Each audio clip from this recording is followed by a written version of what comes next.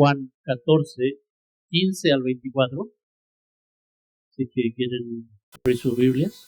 Bueno, el título de mi sermón se llama Jesús y la obediencia, una prueba de amor. Vamos a leer, dice en Juan 14, 15, si me amáis, guardad mis mandamientos.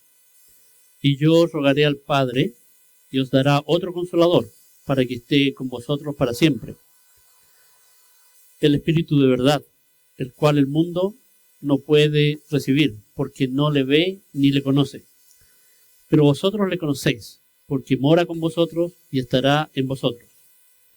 No os dejaré huérfanos, vendré a vosotros todavía un poco, y el mundo no me verá más, pero vosotros me veréis, porque yo vivo, vosotros también viviréis.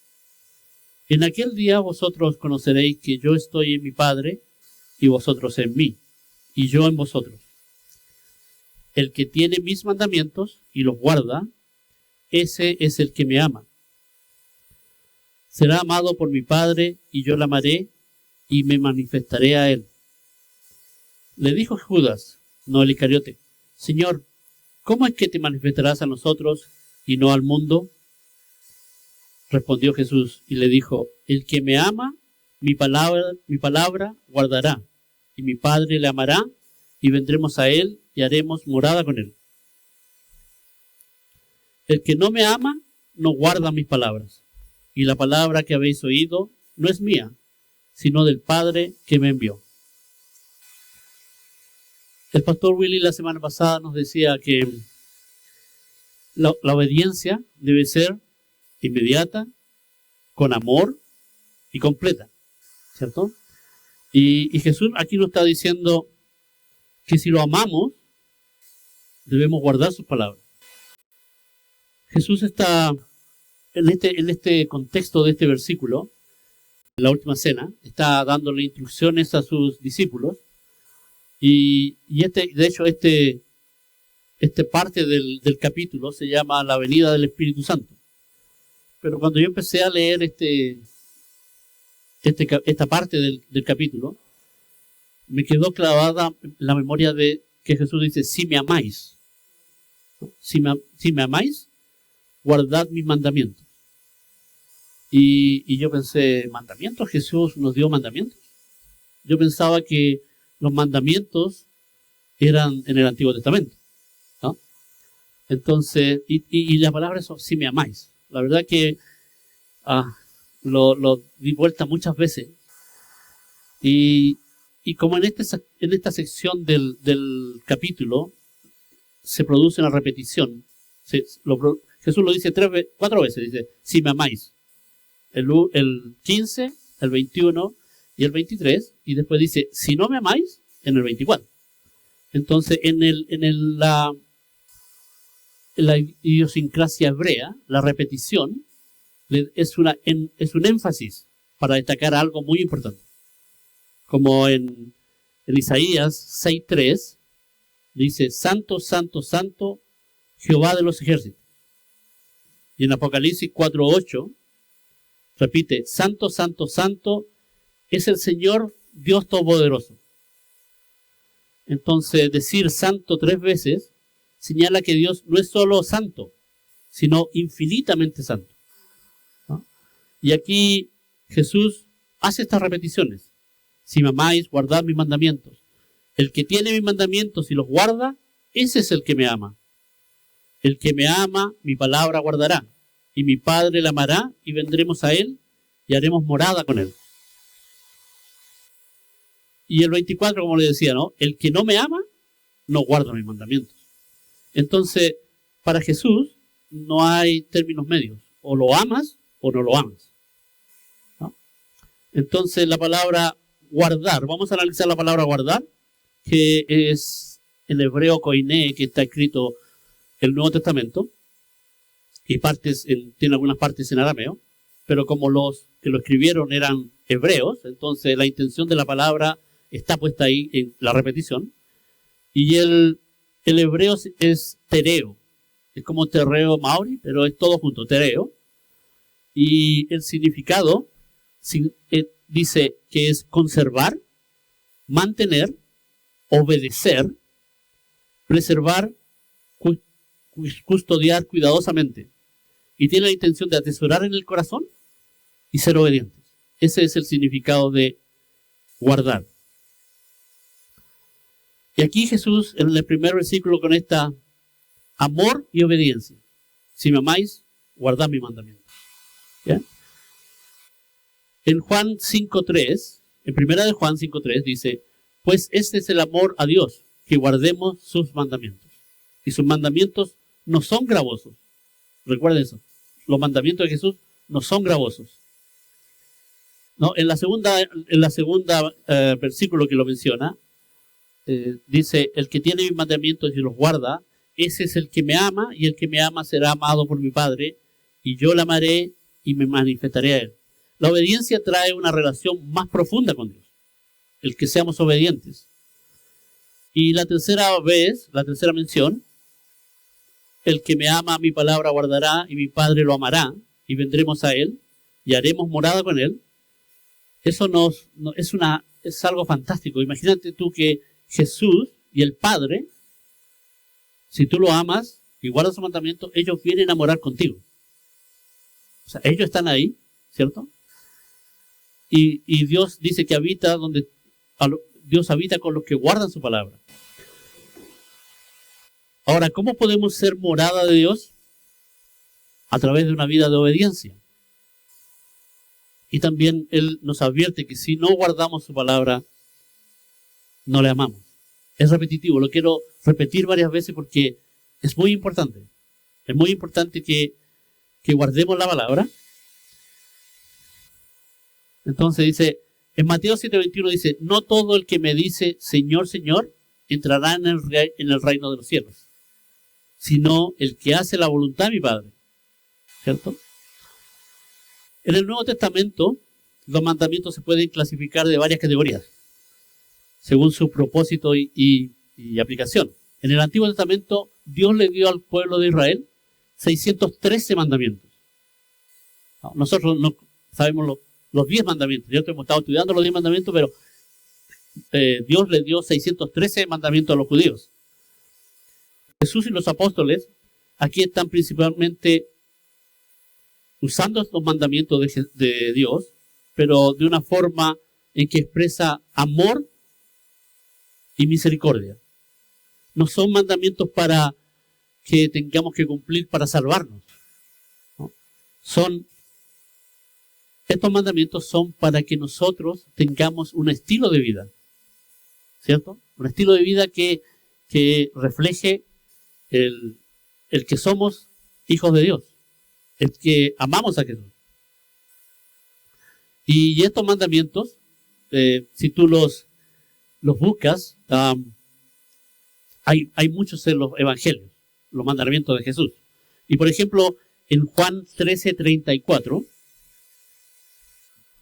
dice, un mandamiento nuevo os doy. Jesús está diciendo esto. Un mandamiento nuevo os doy, que os améis unos a otros, como yo os he amado, que también os améis unos a otros.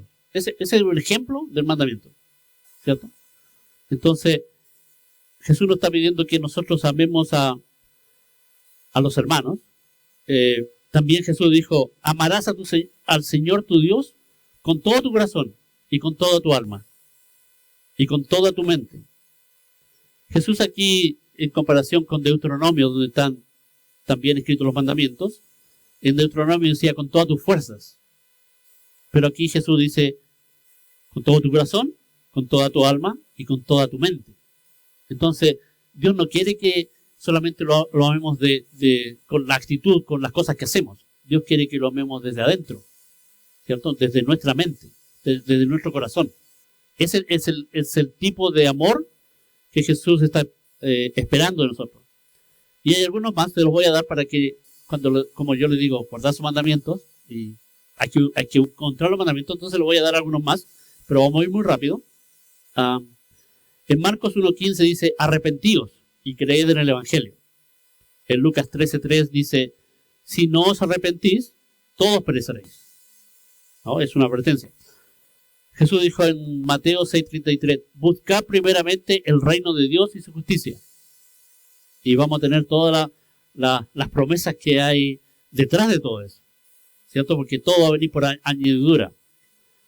Y si alguno quiere venir en pos de mí, niéguese a sí mismo y tome su cruz. En Mateo 5:44 dice, amad a vuestros enemigos. Amad a vuestros enemigos. O sea, el estándar es mucho más alto, ¿no? Ahora hay que amar a nuestros enemigos. Bendecid a los que os maldicen. Haced bien a los que os aborrecen. Y orad por los que os ultrajan o persiguen. Perdonad y os será perdonado. Dice también que debemos orar siempre. Y no desmayéis, dice Lucas. En Mateo 7, 1 y 2 dice, no juzguéis para que no seáis juzgados. Esa es una forma de cuando juzgamos a alguien hipócritamente. Porque nosotros podemos juzgar a alguien que está haciendo algo, ¿cierto? Diciéndolo, realmente este es hijo de Dios, pero nosotros podemos estar haciendo lo mismo. Entonces, ¿quiénes somos nosotros para juzgar a otra persona si, como dijo Jesús, saca la viga de tu ojo, ¿no?, antes de sacarle la paja a tu hermano? Bueno, dice también que hay que dar con generosidad, ¿no? Dad y se os dará, dice Lucas 6:38. Y al que pide, dale, en Mateo 5:42. Debemos hacer también la gran comisión, dice Jesús en Mateo 28, 19, 20. Id y haced discípulos a todas las naciones. Ese es un mandato, ¿cierto? Es un mandamiento de Jesús. Y también dice, id por todo el mundo y predicad el evangelio a toda criatura.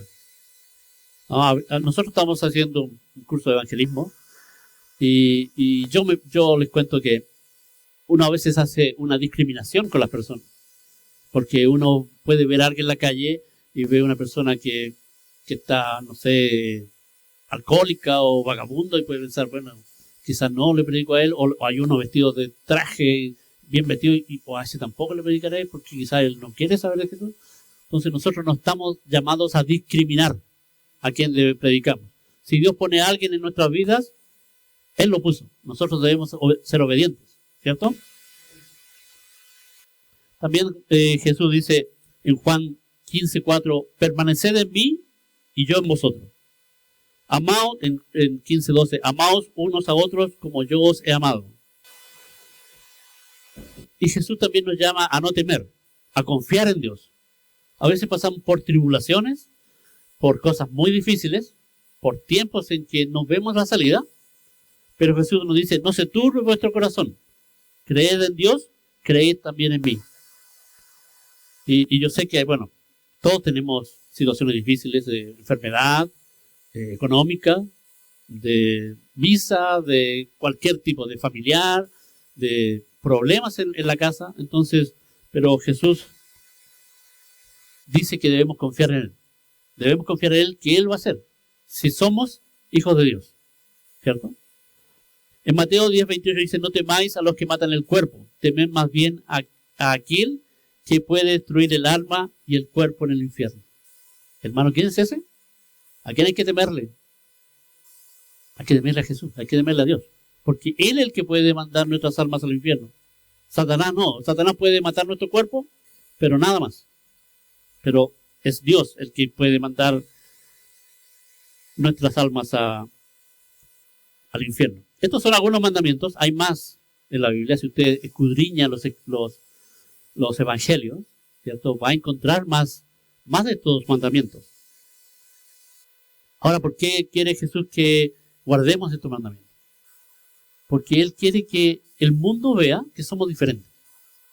Jesús quiere que el mundo vea que hay algo diferente en nosotros, que no actuamos como el resto de las personas, que no somos unos cristianos de la secreta, ¿no? Que la gente vea, ¿no? Y hay un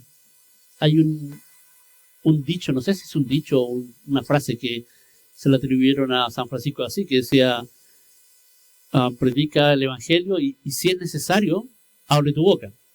No es así, hermano. Nosotros no debemos predicar con el testimonio, nosotros debemos predicar la palabra. Esa es la que va a salvar, no nuestro testimonio. Sí, tiene que ir acompañada de un buen testimonio, porque si usted predica de Dios y hace barbaridades, la gente dice, no le creo, ¿cierto?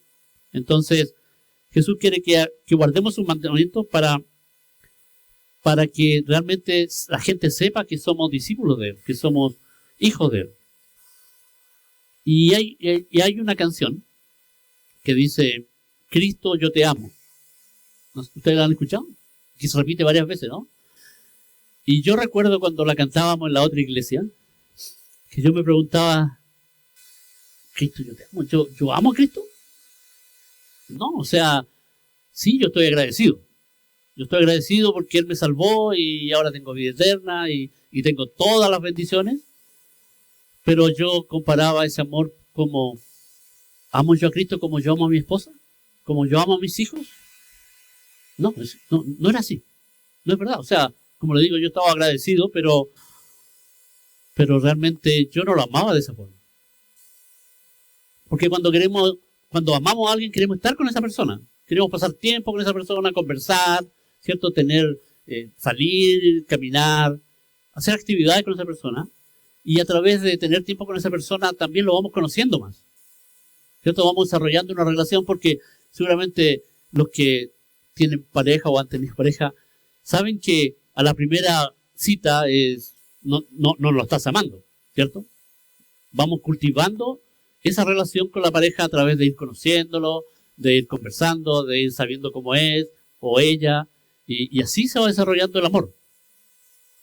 Pero es difícil el poder tener una relación así con Cristo y poder desarrollar ese amor con Él si solo venimos 2 horas y media a la iglesia, ¿cierto? Y claro, algunos hacemos otras actividades en la semana, pero si no pasamos tiempo con Él, en su palabra, en oración, es difícil desarrollar una relación, ¿cierto? Entonces, cuando nosotros pensamos en esto de ¿por qué debo amar a Jesús? ¿Por qué? ¿Cuál es la razón? Puede que usted quizás cuando se convirtió, usted vio su pecado y dijo, wow, yo era tan malo y bueno, estoy tan agradecido, yo realmente amo a Jesús, ¿cierto? Se dio cuenta en el momento, pero puede que no. Puede que usted pensara como yo, que pensaba que era buena persona. Yo pensaba que era buena persona. Entonces yo incluso pensaba, como alguien le comentó al pastor, bueno, yo en comparación con otras personas soy bueno, ¿cierto? Pero el estándar no es las otras personas. No son el que hizo, el que violó, el que mató, el que robó. El estándar no es eso. El estándar es Dios. Es Jesús. Ese es nuestro estándar. Entonces, si nosotros nos comparamos con Jesús, no somos buenos. Al contrario. Yo me miro cada vez que analizo y me acuerdo de un pecado que cometí y yo me veo que soy aborrecible. Realmente, por eso es que he podido llegar a desarrollar el amor por Él, porque yo me veo a mí mismo.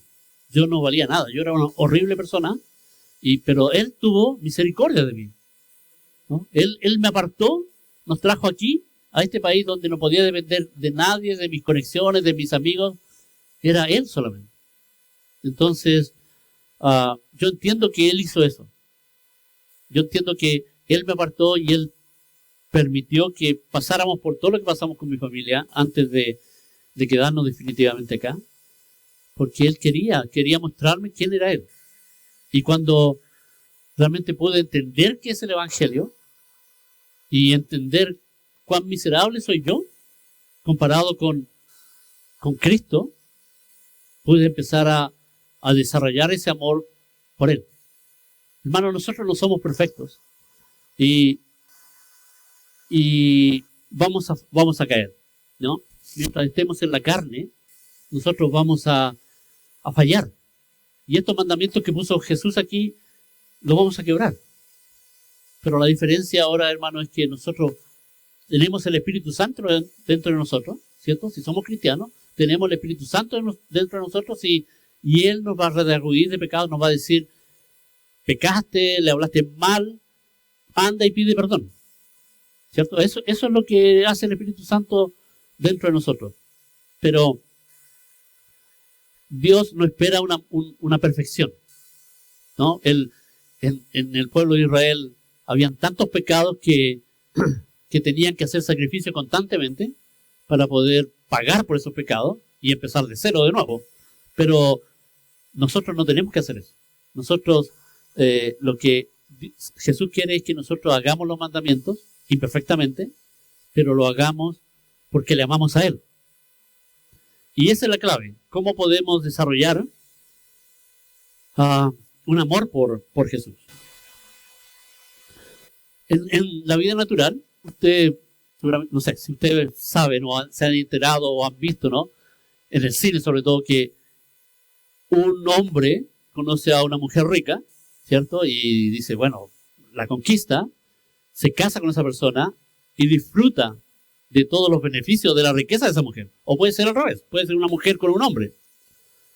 Pero en la relación con Jesús no puede ser así.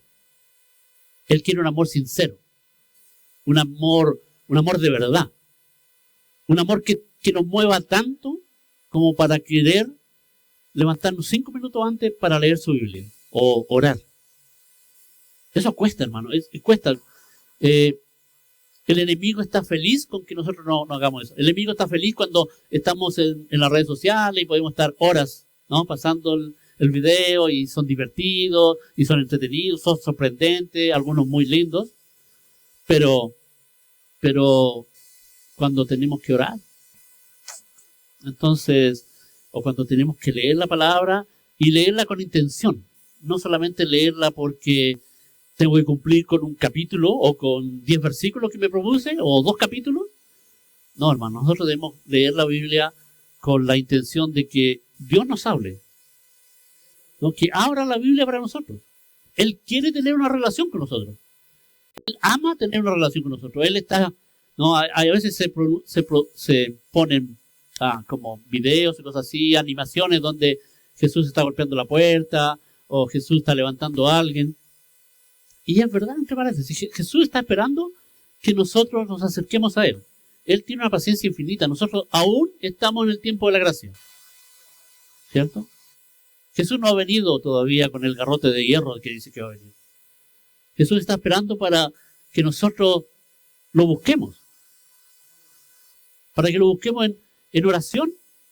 Para que cuando oramos guardemos silencio y esperemos que Él nos hable. Porque a veces yo me encuentro que empiezo a orar y empiezo a hablar, pero a veces no hago pausa para escuchar a Dios. Porque Él nos quiere hablar. Y si tú guardas un tiempo, Él te va a hablar. Él lo va a hacer. Entonces, ¿cómo podemos desarrollar ese amor por Jesús? Vamos a ir a la Biblia. Vamos a ir a Salmo 7:11.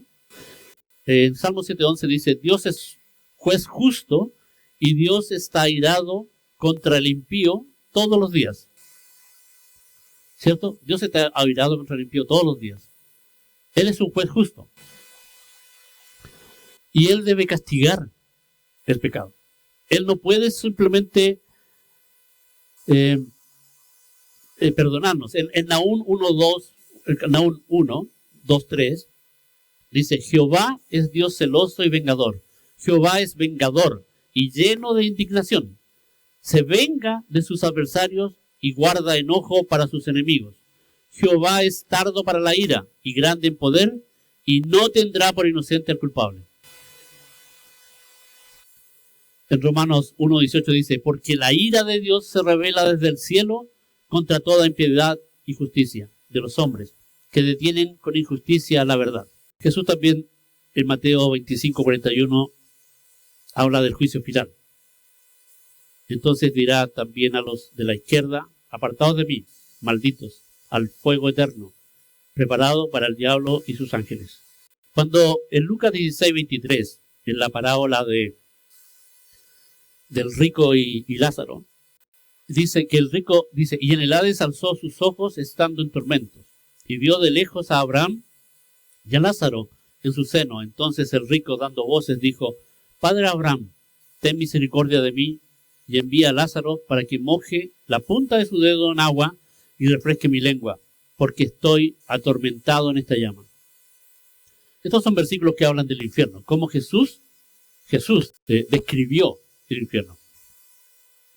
Jesús en los evangelios habló más del infierno que del cielo, ¿no? Dice que el infierno es un lugar de castigo eterno, donde la ira de Dios se manifestará contra los que rechazan su justicia, en Mateo 25:46. Lo describió como el Jena, un fuego inextinguible, donde el gusano de ellos no muere, y el fuego nunca se apaga. En Marcos 43:48, en la parábola del rico, ya lo habíamos leído, también lo llamó el tinieblas de afuera, donde habrá llanto y crujir de dientes, destacando la angustia y desesperación de quienes sean echados a ellos.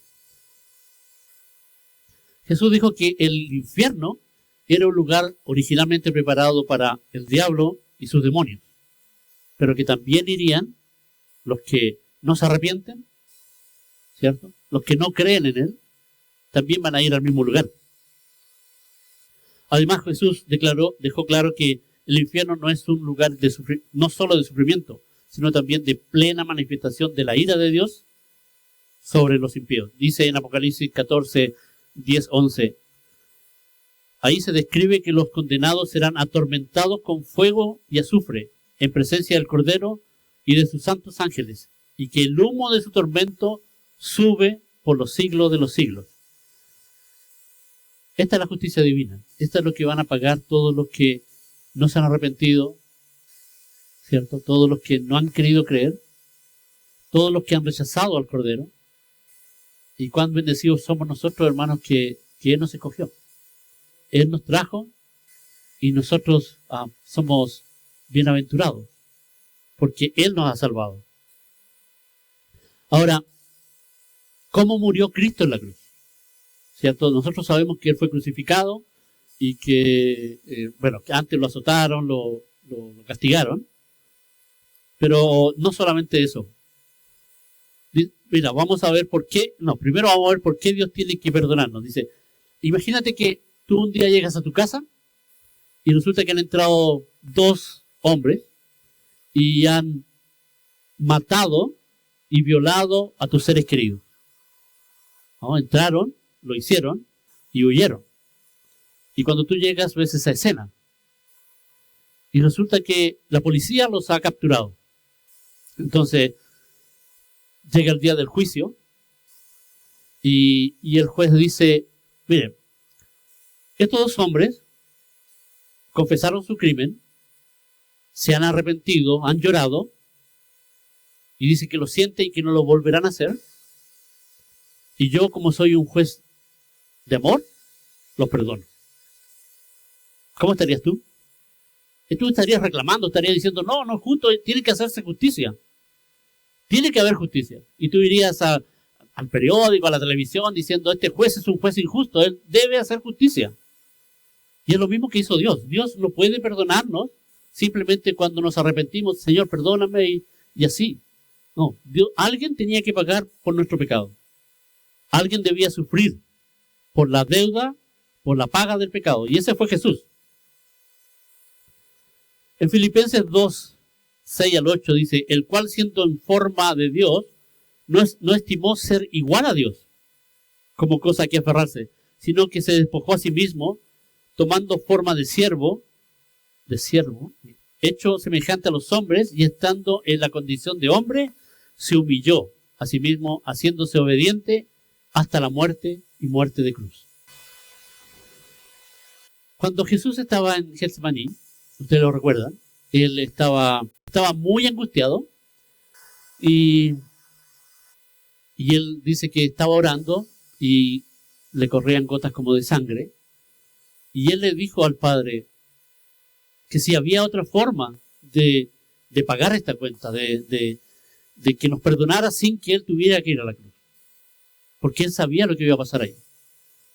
Pero no son solamente los clavos y el látigo y la corona de espinas, porque hubieron otros muchos cristianos después de Jesús que los romanos los colgaron, ¿cierto? Los crucificaron y los rociaron, los llenaron con brea y los prendieron fuego, ahí vivos.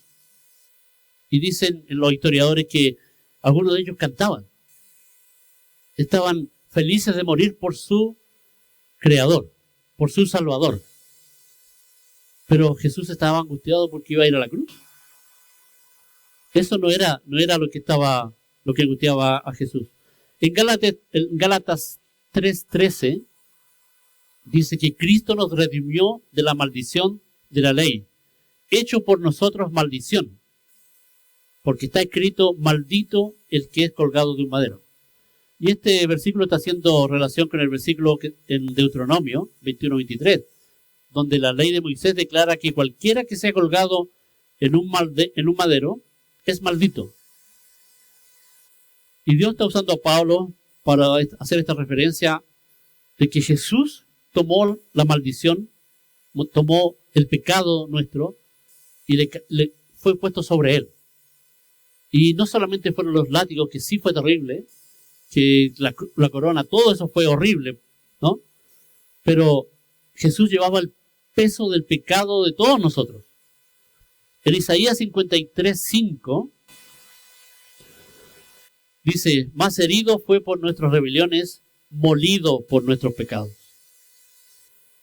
En este versículo se destaca que Jesús fue el recipiente sustituto de la ira de Dios.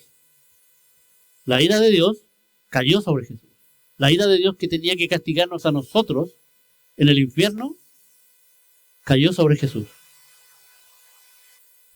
Y aún eso, que fue terrible, dice que Dios lo molió, ¿no? El molido fue por nuestro pecado. O sea, Dios lo molió a él con la ira de él.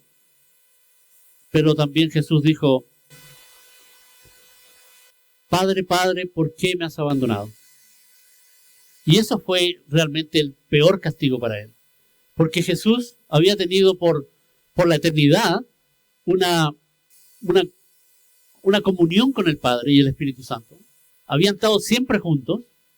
Y en ese momento el Padre no podía. El Padre se tuvo que retirar de él porque él ahora era maldición. Él cargaba con todos nuestros pecados. Y el Padre se tuvo que retirar de él. Entonces Jesús llevó todo ese sufrimiento sobre él. Él pagó por todos nuestros pecados. Y eso fue lo que lo destruyó más que nada.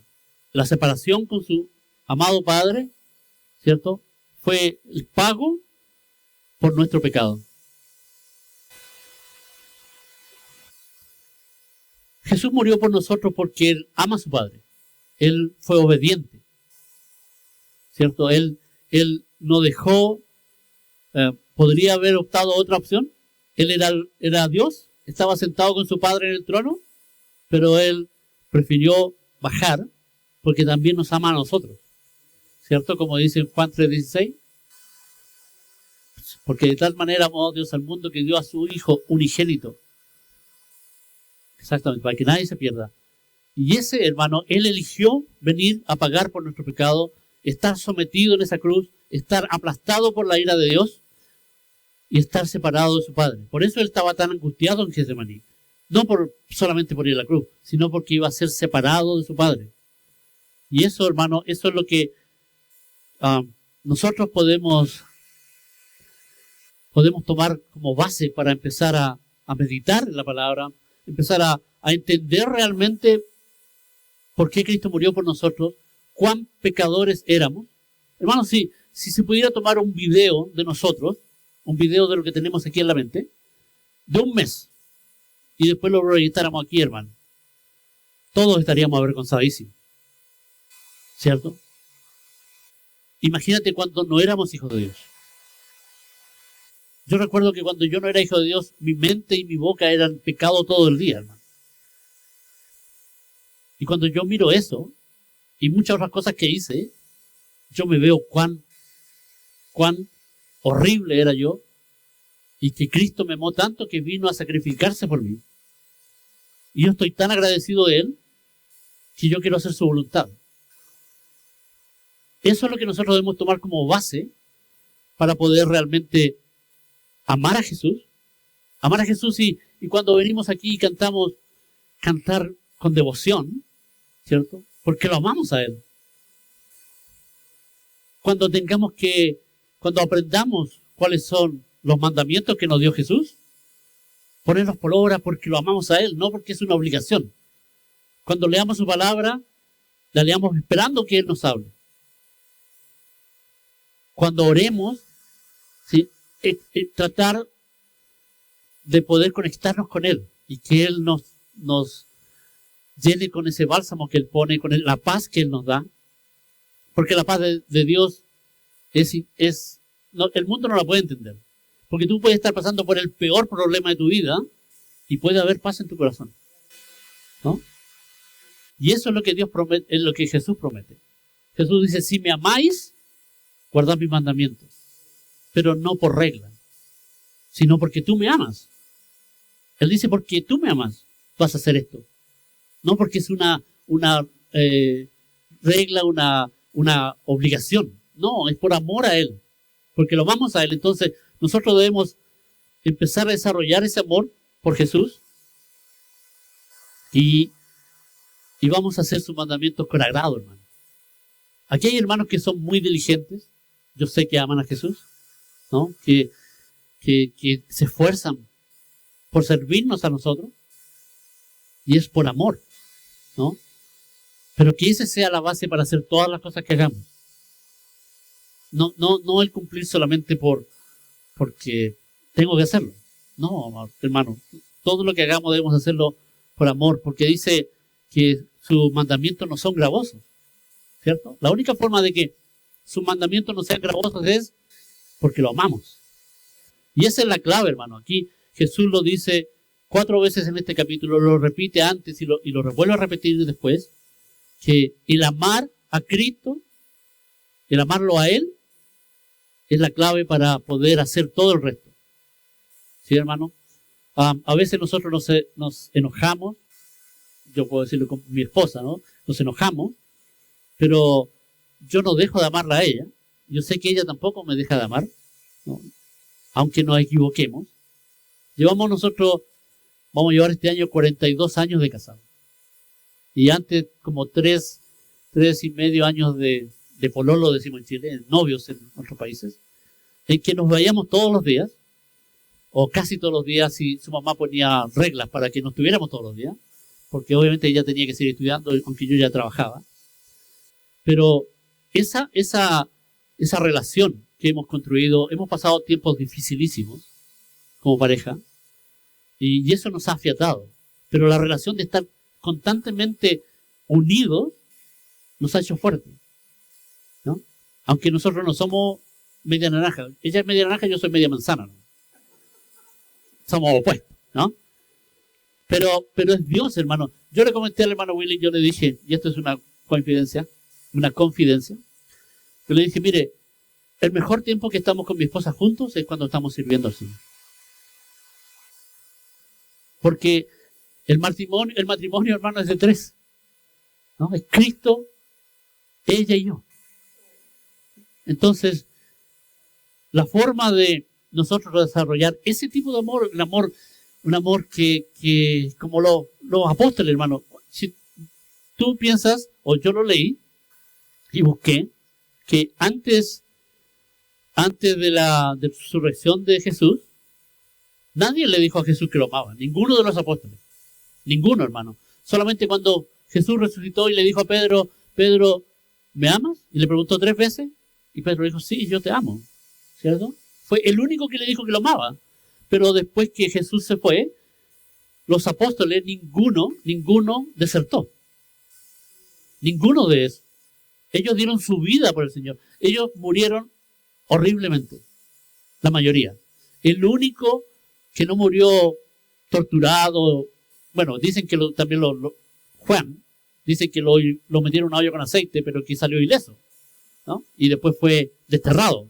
Pero los otros 11 que habían, todos fueron torturados, aserrados, decapitados, golpeados, crucificados. Pero ninguno de ellos dejó a su maestro. Ninguno de ellos lo negó.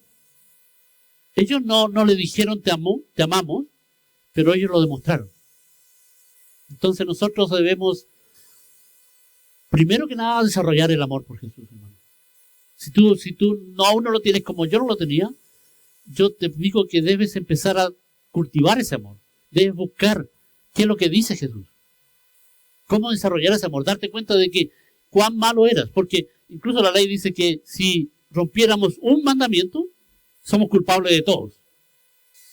Pero nosotros hemos roto muchísimo más, hermano. Muchísimo más. Todos nosotros. No hay ninguno bueno. Y Dios, así como éramos, Él se sacrificó Jesús por nosotros, hermano. Y aún está llamando a muchos otros, a los que no le conocen, pero que se pueden arrepentir. Así que, hermanos, bueno, este sermón ha sido corto, ¿no? Cuando uno empieza recién a predicar, se hace corto. Pero nosotros debemos, yo espero que usted se lleve esa reflexión, de lo que se acuerde, porque normalmente después de 1 o 2 semanas ya no se acuerda de nada, de lo que se predicó, pero hermano, que se acuerde de ese versículo. Juan 14:15, si me amáis, guardad mis mandamientos. Y la parte principal, la más importante es, si me amáis. En esa parte debemos trabajar, hermano. Debemos llegar a amar a Cristo. Amar a Cristo. Esa es la clave para todo. Si usted ama a Cristo, el resto no importa. Todo el resto no importa. No le va a importar ni siquiera su salud, hermano. Porque va a decir, bueno, si yo amo a Cristo, yo sé dónde voy. Bueno, si Él me lleva, que se haga su voluntad. ¿Cierto? Yo recuerdo a mi mamá y mi papá. Mi papá me decía, mi papá se convirtió a los 78 años. ¿No? Dios le dio harto tiempo para poder arrepentirse, ¿no? Y cuando mi papá se convirtió y murió acá en New Zealand, y él decía, yo estoy listo. Cuando el Señor quiera, yo me voy. Yo estoy listo. Él confiaba en su Señor. Y mi mamá decía, parece que el Señor se olvidó de mí, porque tenía 89 años, pero también estaba lista, hermano.